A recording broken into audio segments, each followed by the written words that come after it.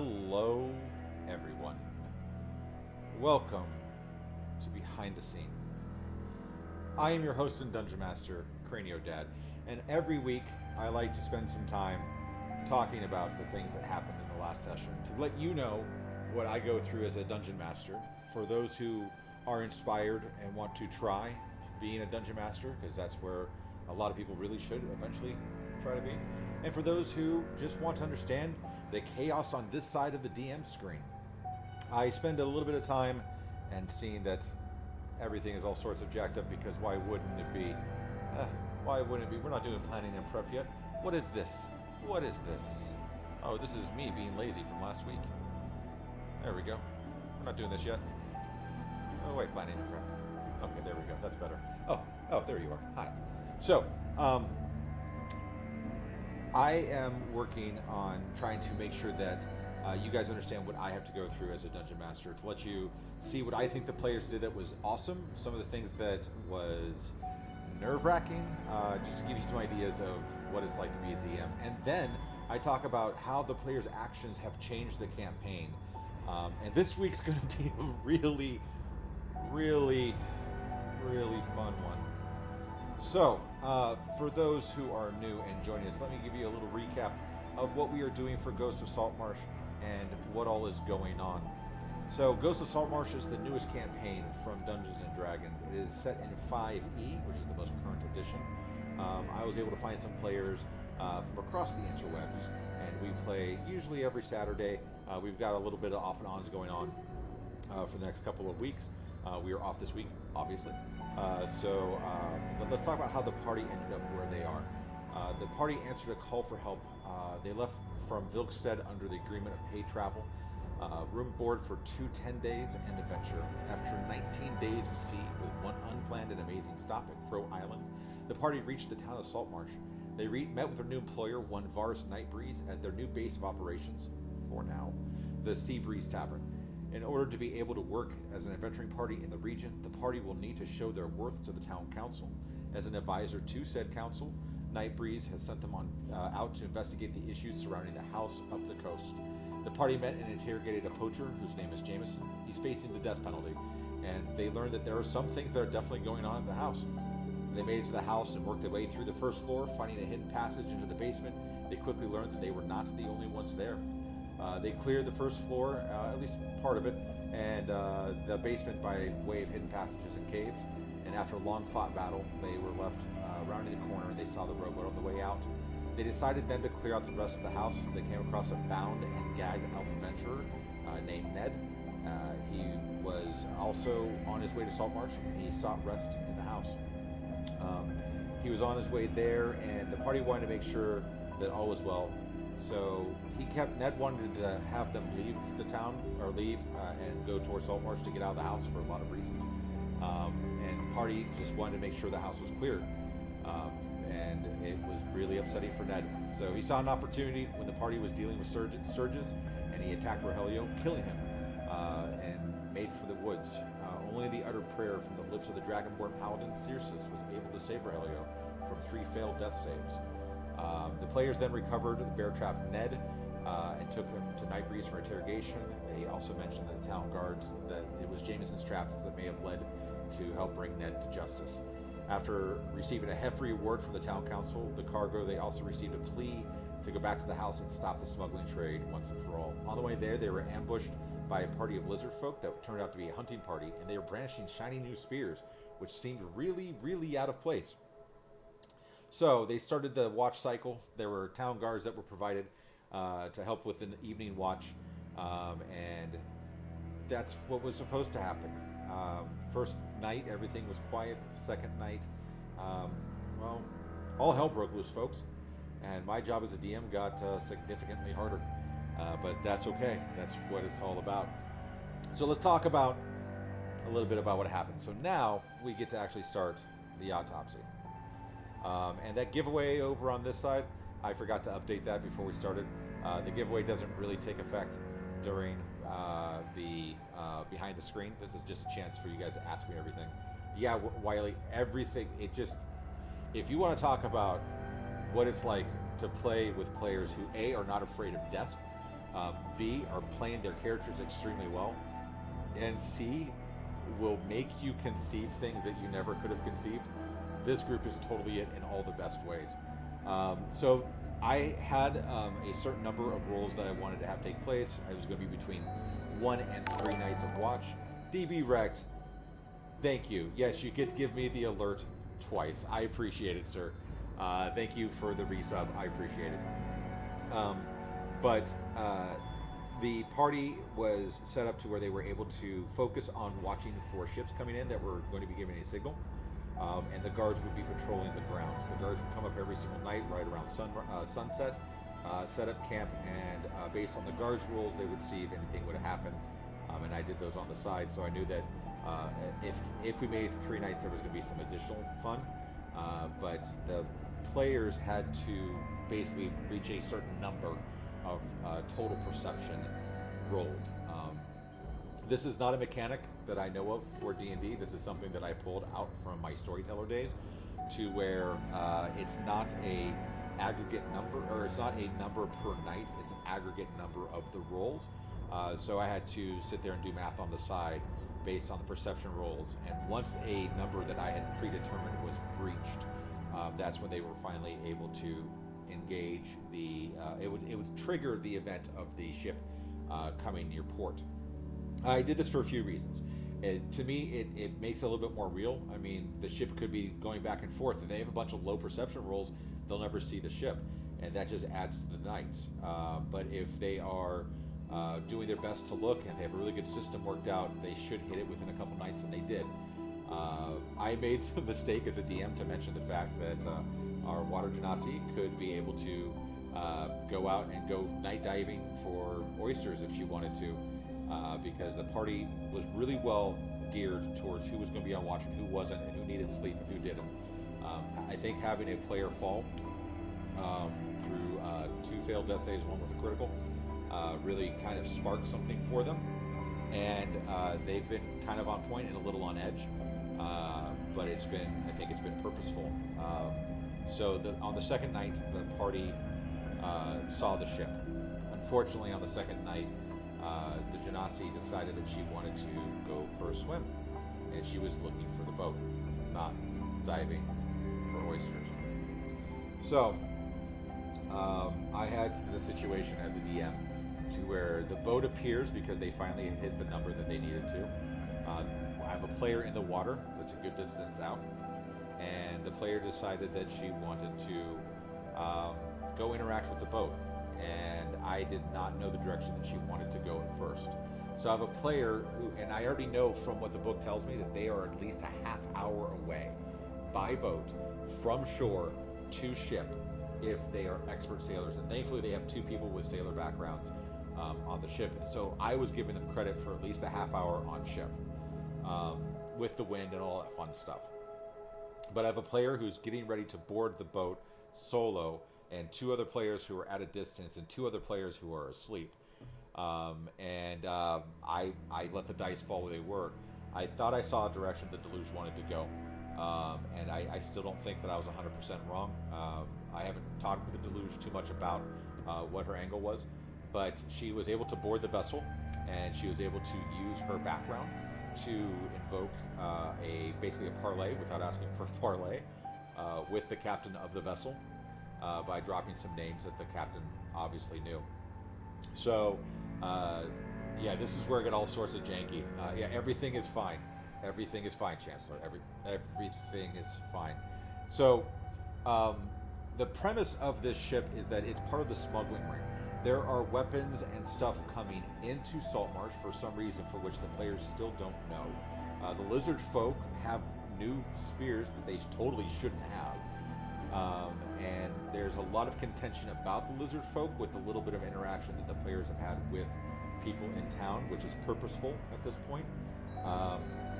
But there was also goods that were in the cavern that should be going out to the ship.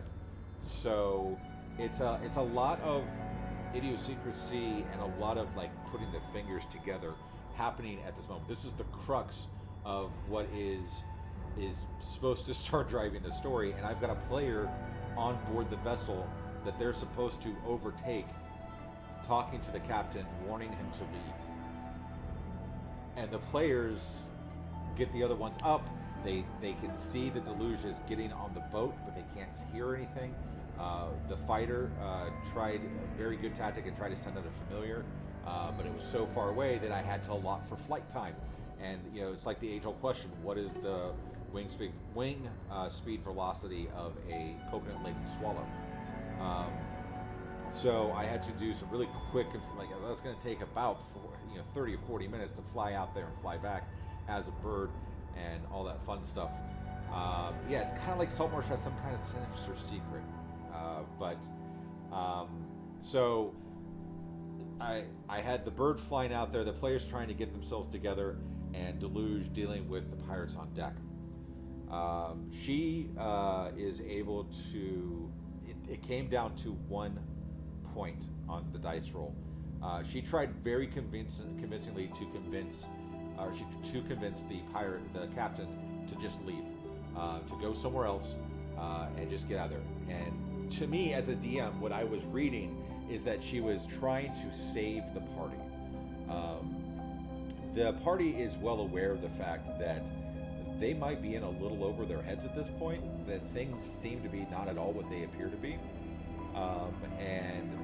I think she was realizing that person-to-ship combat probably wouldn't end well based on her background. I think this is the same vibe that I believe that, and you can correct me if I'm wrong, Chancellor, that Rogelio and Calder were both maybe conversing about at one point, about what to do when we get to the ship. Chancellor already had his character buy some boarding implementations, which was a brilliant call, and I love that. So they were ready to try to do what they could to board the ship, but I think that Deluge didn't want that to happen for her own reasons. I think that she was more worried about the party getting, completely killed. She'd already watched Rogelio basically get stabbed to death once. He got, gutted with a dagger and fell to the ground and died. And she jumped out the window out of anger to try to get to Ned, to destroy Ned for hurting somebody from her party. And this is a party that's, a ramshackle group. They kind of know each other. They kind of dote. So it's kind of cool to see that. So I think she was in a protectionist state. And again, I need to talk to her some more this week, and I'm going to do my best to do so, just to kind of get in the mind of the player as a DM to make sure that I'm gearing things right. But she's able to convince them to leave, but unfortunately, because her roll was 1 point less than what my roll was, I had to go off of what the dice say. And what that turned into was that it changed the game. It pivoted it. So instead of the players either attacking the ship or sinking the ship or just ending that storyline there, we now have a situation to where the captain knows that there's an adventuring party who's from the town of Saltmarsh, and that Saltmarsh kind of knows what's going on, and he has to deliver the goods that he's already been paid to deliver, because there's other threats and penalties for missing shipment times for which you've already been paid for. And he has given Deluge an ultimatum of 24 hours to find a way for him to unload safely and for him to leave, and then to be on his merry way, because at least that way his portion of the job is over. So the Deluge makes it back as the party is getting ready to raise hell and get on a ship and go out there and figure out what's going on. There's a very good period of interplay between the party where I was so happy that the party was not... there was no metagaming, which is super hard to do in D&D. And it blew me away how well the party played the game the way that they did.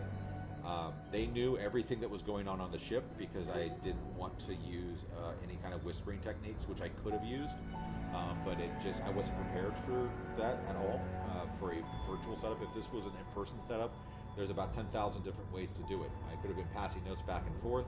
I could have had everybody leave the room. I could have had everybody take their headphones off.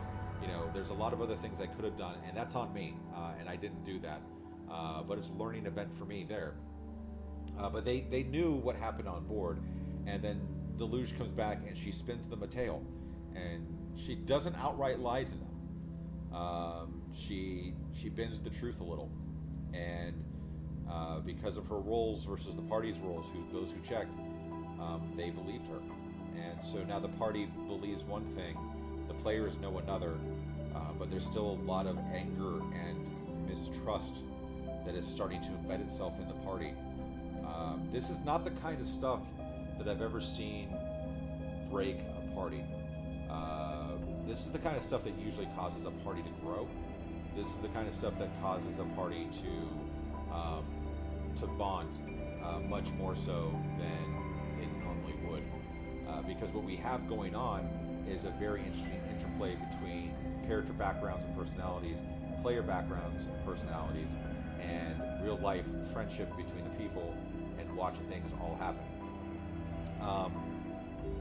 And based on the mistrust that now the characters have between each other, a few of them, there's a really good scene that happened at the end between Deluge and Oddity, involving, and I jested about it. I pulled the whole, if you want to build a snowman, because one was on one side of a locked door, the other one didn't want to answer, just trying to give her back the pearl. And I think this shows to the audience what perhaps Deluge was trying to do, because in that moment Deluge is basically screaming through a locked door, I just want you to be safe, I don't want you to drown, you're going to drown if you get too close to water, and this pearl will keep you alive, please just take the necklace back, I don't want you to get hurt. And that, I think, is rather telling to the audience. But even then, the players have to kind of to walk that thin line. And going back and watching it, which I already have, and I watched it when I did some editing before I put it on the YouTube channel. For those who watch it on YouTube, it's Defender of the Skull, Defender of the Skulls. I watched it again on YouTube, and there are at least a couple of scenes, and there's a lot to unpack from those moments as a player, and I don't envy that. I think that there's going to be some unpacking for a few sessions based on the session to day ratio that we wind up going through for this game. All in all, the players did an outstanding job. I think they played very true to their characters. I think that there was a lot of interplay and a lot of one-on-one conversations that I'm glad were happening, that happened prior to the setup. There was a lot of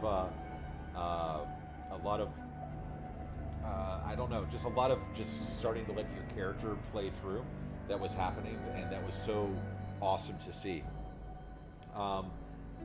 The splitting the party, hey, as a DM, that's one of the things that you have to be ready for, always. It's one of those things that DMs dread. It's one of those things that players joke about. It's one of those things that there's memes about. 4 players and 7 different directions, all in the same town at once, and go. But it's one of those things that happens all the time. And it usually doesn't happen when it's a bad thing. It usually happens in times like this where it seems to be rather, non-consequential. But this time it is. So let me get caught up on chat really quick before we dive in. It's a super great episode, super great session. I think that I could have DM'd a little bit better. There's some things I could have learned. But I also think that the players did an outstanding job staying true to character and not metagaming in a very metagame wanting situation where I would have pulled the plug if there was metagaming. And I would have expected there to be some, and I would have, put us on break and talked to some of the players, but I don't have to. These players are fantastic. I think that by far and large, the players are what are making the story. And that's one of the reasons I love to be the DM for this, is that I'm a DM that, for me, it's all about narrative, and the player's story is the one that I am narrating. The players are the ones who are making the story happen. I just happen to know some of the script. I just happen to know some of the things that need to happen, and that's where the prep portion of this evening is going to get interesting. Wiley, you had a tough time playing. Circe wants to lose returns. I felt like actual outright anger would have been meta, but honestly, he's getting suspicious for now. I think that makes perfect sense. I think that again, like you say, with your Waterhaven City Watch background, the last night of Waterdeep Dragon Heist game, yeah, I can see that. But I think that at this point, you are absolutely 100% on point to start to draw suspicion. These are people that you may know kind of okay. We haven't really discussed, you and I, how you ended up in Vilstead, but you ended up in Vilstead at some point, and you guys have formed this party and a contract and gotten on board a ship, and you've come all the way back near Waterdeep. So, but just your time as a guard in and of itself, it makes it very difficult. I think that you are right to start to be suspicious. I think that you play the suspicion extremely well. Anger would have been rather meta, but it makes it tough when you think, man, if Circe would have known what I know, he'd be livid. He'd be beyond pissed. But Circe doesn't know, so what does Circe know? So how can I play off of what Circe knows? It's super tough, and I feel for the rest of the party. This is a tough situation to be in as a player, to know something not 100%, not 100%, not even 180 degrees, more like 75 degrees opposite of what you just heard from another player. And to make matters even more interesting, we ended the night in the session where she gets all of her stuff, she packs it up, and she walks out the front door. And if there were, the only other better cliffhanger I've had thus far is honestly at Rogelio waking up from just being dead. But it is going to be interesting to see how we pick up where we left off.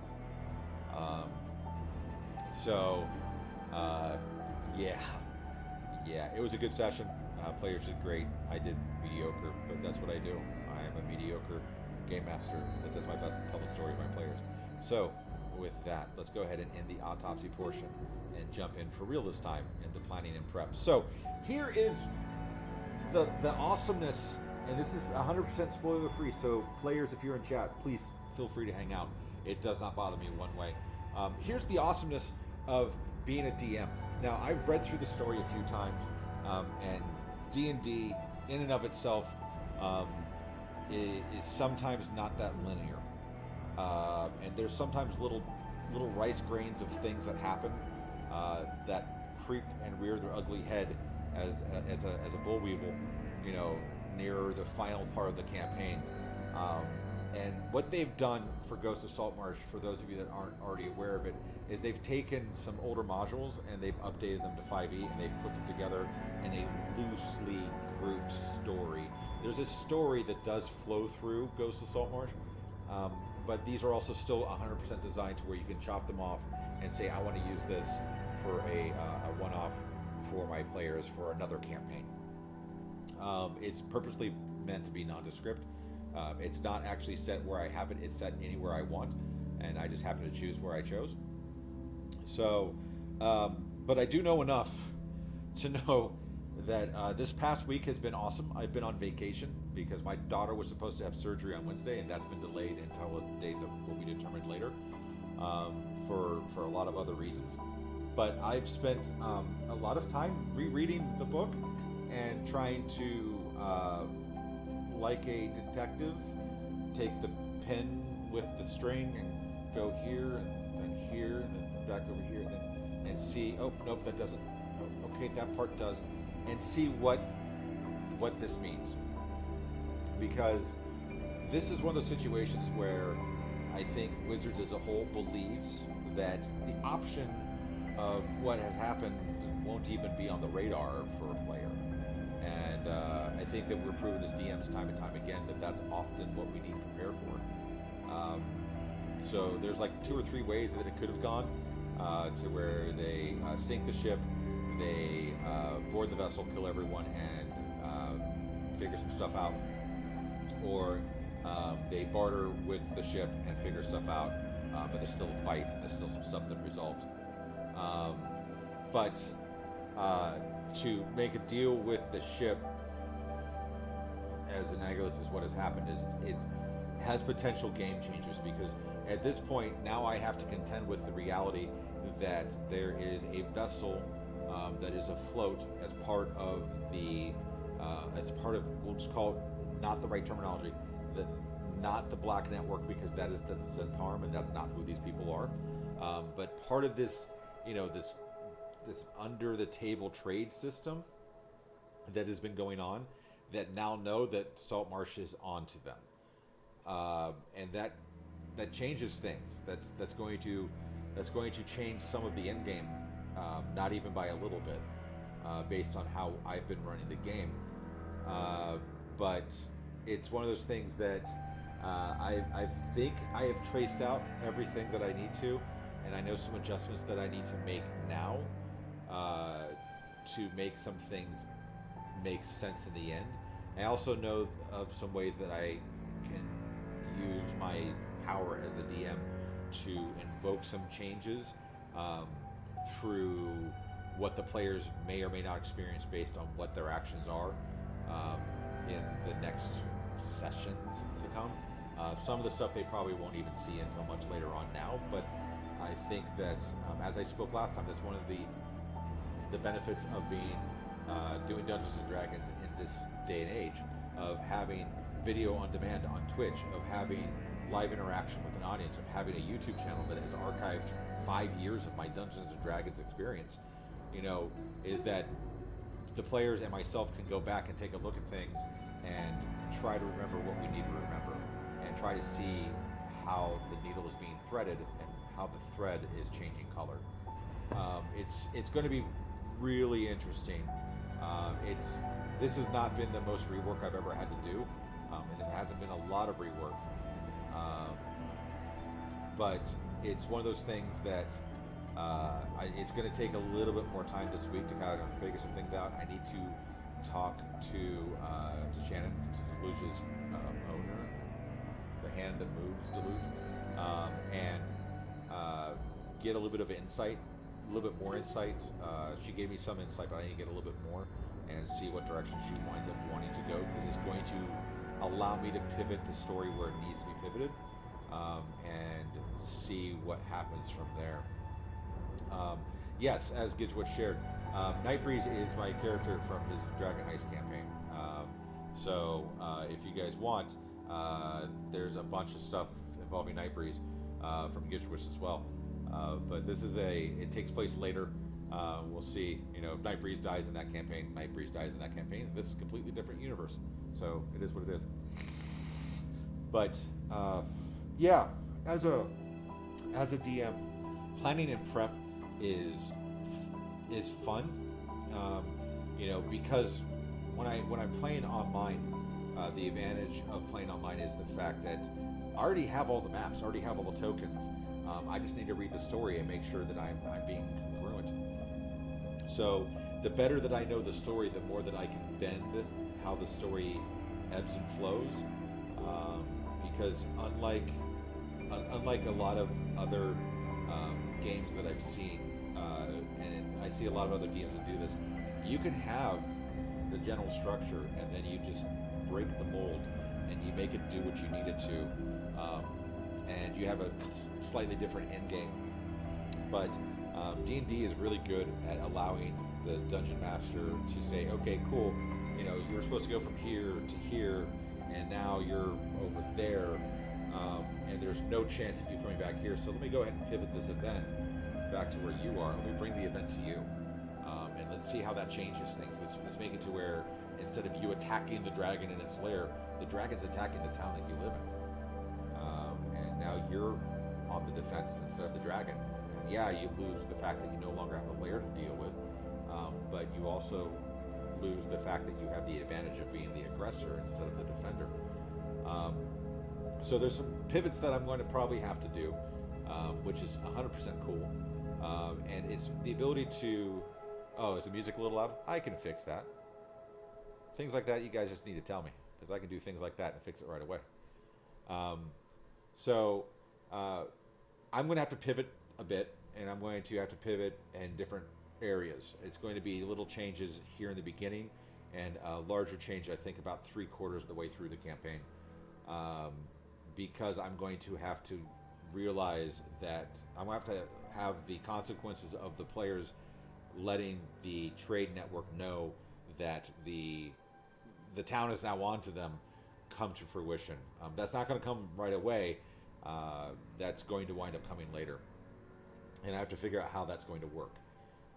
So there's going to be some new elements that I'm going to have to rope in, and that's going to make my campaign ever more so different than any other. I think that's where, if you're not running a completely storyboarded campaign, that as a DM, you have a lot more freedom to sit there and say, hey, cool, you can definitely watch all these other people play, because I'm going to be doing something completely different than they are. A lot of these players play on Castlemac, and Castlemac is currently running Ghost of Saltmarsh as well, and our campaigns are completely different. So far we have a couple of the same plot points, but our campaigns are being played completely different because the players are different, the reason is different, and the scenario is continuing to morph into two completely different paths to where we're diverging from each other. And so it makes it to where I'm able to say, hey, I'm never worried about you guys metagaming because you're amazing players, but yeah, go watch these other people who are streaming this right now. Go support them because they're fantastic. Don't shy away from it because I don't want you to get spoilers. You're not going to get any spoilers. I mean, at this point, I can safely say that the end game of my campaign is going to be completely different than almost anybody else running this game right now. So it's going to be fantastic. It's going to be awesome. But all that being said, I'm going to open up the floor for any questions. You guys can ask me anything. And if I don't have any questions, I'm going to end this in about 5 or so minutes. I like to usually keep these about 20 to 30 minutes. This one's a little bit longer because I knew there was more room for discussion. But usually it's 20 or 30 minutes. It's just a quick chance for me to, let you guys know what's going on with the campaign and what things were like on my side of the screen, and to have you guys have the ability to ask me anything. But yeah, Wiley, stayed away from Castlemac Ghost. Been very careful because I want to be able to react and hear things. And that I completely get that. I'm just letting you know that in the event that you wind up watching some of it, don't worry about it. I'm not even. Yeah, Jeff's game is completely different than ours. Very different than ours. Their game is fantastic. I love the direction they're going. Yeah, I think theirs is also fully homebrewed. Yes, Wiley, your other comment. The map still throws me off every single time. I don't know why they did that. I have no idea why north is on the left side of the map. It's so weird to me. But yeah, so if you wind up watching stuff, there's going to be some little things that you guys might hear or that you might see that you'll probably hear or see in my campaign, and that's 100% okay. But if it's out of your own preference, then that's cool. I get that, and I respect that. Like when I have yet to watch anything for Waterdeep in the event that the Wednesday night group picks back up, because I don't want any spoilers. I just don't, and I'm just that way. But fill in a different compass of the map, make the water be the west. The problem is, and this is where we get a little meta, right? The problem is that there's so many descriptions and so many directional elements that I would have to spend weeks rewriting and redescribing and highlighting and changing things throughout the entire book. There's a very specific purpose of the alignment of the coast, but we're months away from there. So it's one of those things that it's not even an option that I have on my table, because I wanted to roll with the campaign as written and then morph it as the players brought it to life. And that's how I usually wind up rolling for every game that I've ever run.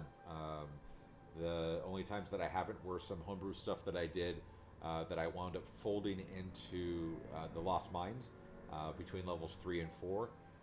That was a really weird thing. Q Deluxe stumbling up, or some of the reason is oriented that way. Yeah, probably. Yeah, probably. Um, but yeah, so it's going to be interesting to see how much more that this campaign diverges from others. I don't think it's going to diverge too much from the end game, but the end game is going to look different already than it already was going to be different. So, like on a scale of difference, I guess, right? We were here and now we're here. So, there, yeah, full spectrum. It's going to look very different, more different than I had already intended. I'm okay with that. That's just part of being the DM that I am and running the campaigns that I do. Thankfully, I've got an amazing party that is able to handle just about anything I throw at them, with the exception of a couple of flocks of sturges and a knife-wielding elf. But there's a prize for the group that's the most different. Yeah, see, what's going to happen is in the end game, you guys are going to fight Tiamat. So, and Strahd. Strahd's going to be riding Tiamat. It's going to happen. Just watch. It's going to be a thing. But yeah, any other questions? Yes. Any other questions at this point?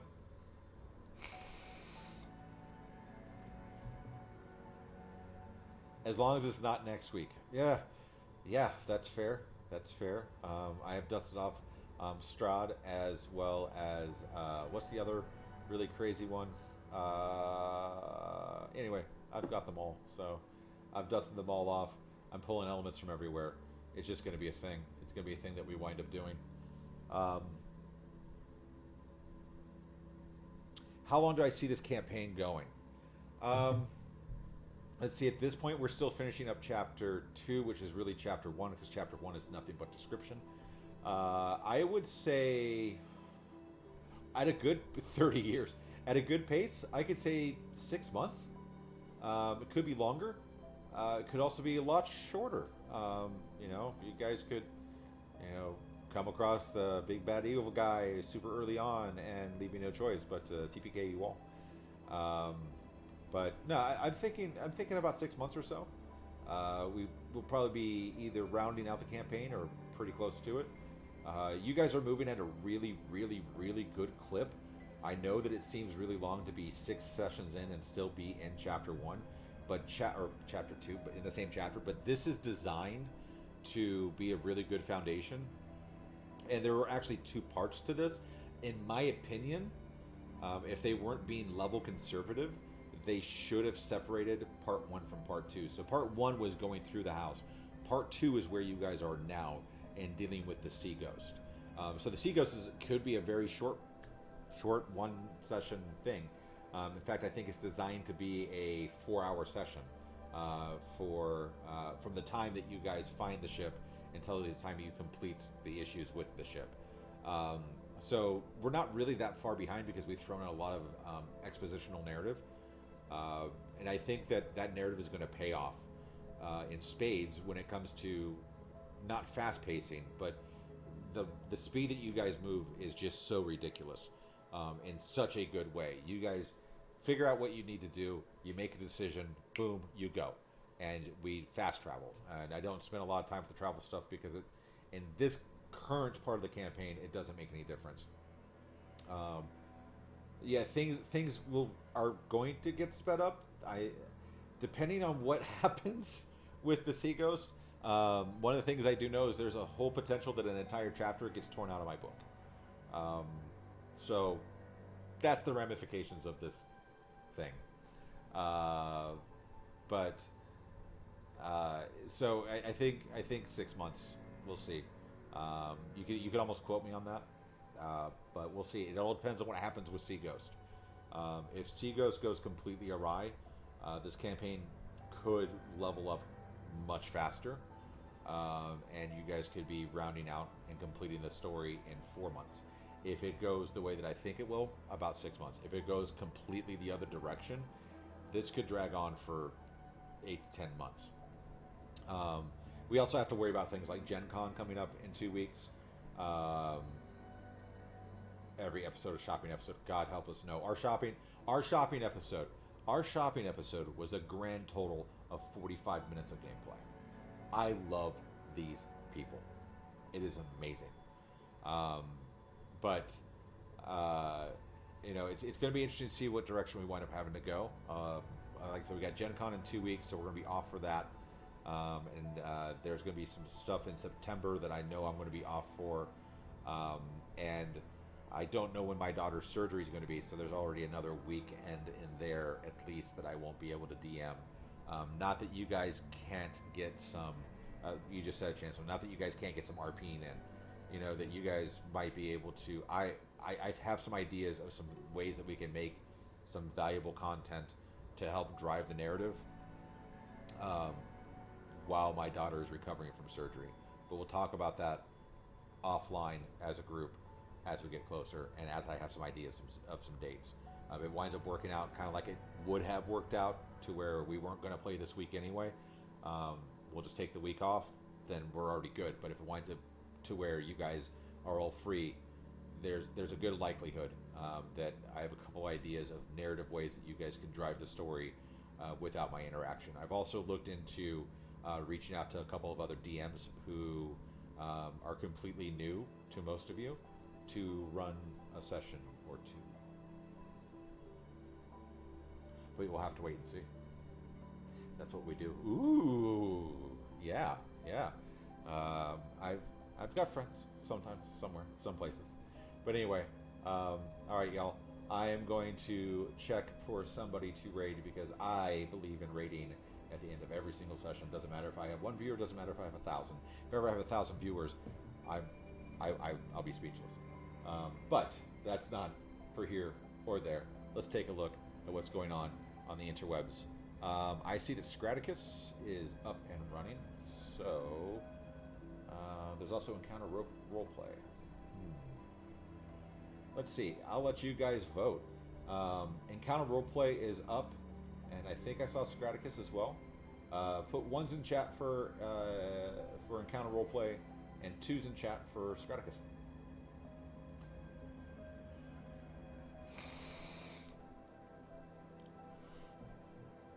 Just like the game, you guys can influence what happens here. Come on, don't feel bad about voting. 2, so I got 1. I know it's a tough choice. 2 for Strata. Okay, so we got 2. All right, I want to close it. So far, I've got 2-0.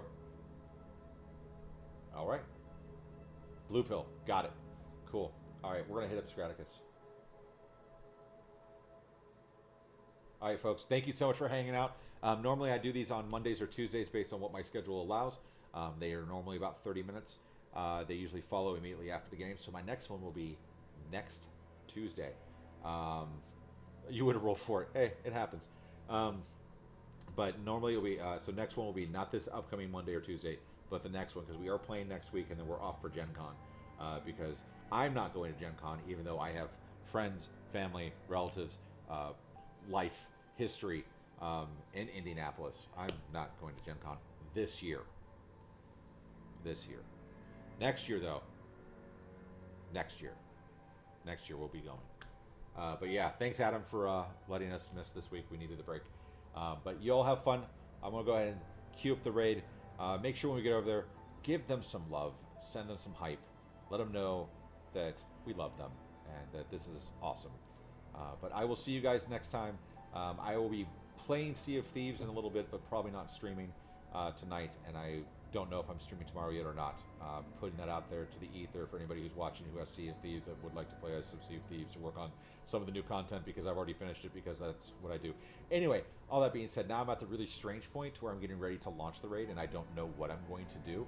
So I think I've come up with a couple catchphrases. The best one that I've come up with is this one.